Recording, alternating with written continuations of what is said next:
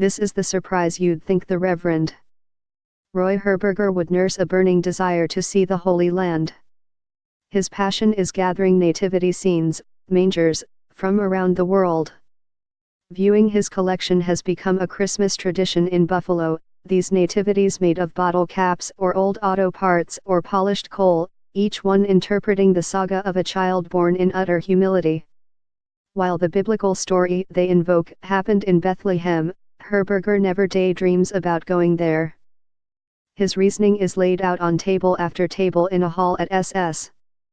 Columba Bridget Church on Hickory Street, where 607 nativities remain on display each weekend until January 7, one day after the Epiphany.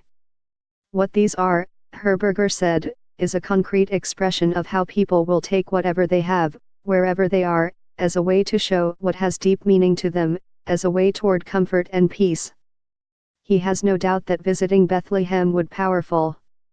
Yet he has learned, sometimes in the most searing of ways, that Christmas is often where you least expect to find it.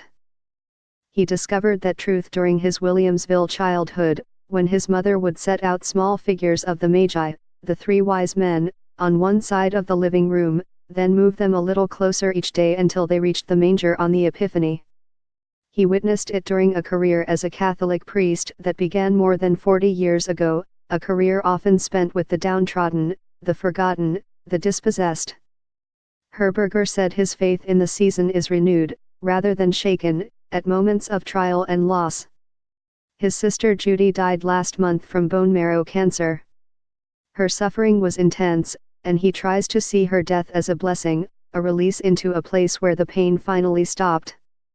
Herberger and sister Karen Klimchak, his closest friend, were co-founders of Bissonnet House, a halfway house in Buffalo for former inmates.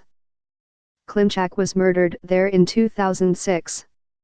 Investigators said Craig Lynch, a resident of the house, set out to steal Klimchak's cell phone. He attacked her when she walked in on him during the theft. A nativity scene in a snow globe, part of the collection of the Reverend Roy Herberger, Derek G/Buffalo News. It is hard to find any Christmas in that story, but Herberger turns to his nativity scenes and points out several that came to him from Klimchak, including a set in which one of the Magi is a woman. Of course, said Herberger, that would be from Karen. It was both a gift and a statement, much like her life. Herberger talked about Klimchak's sense of humor, how she took part in a clown ministry and often wore the costume of a clown that she called Bounce. He spoke of her selflessness, her dedication to the community, how she always chose to work with the cast-offs and the wounded. In her journey, he sees plenty of Christmas. It all returns to his central point, the entire idea at the heart of the Yuletide.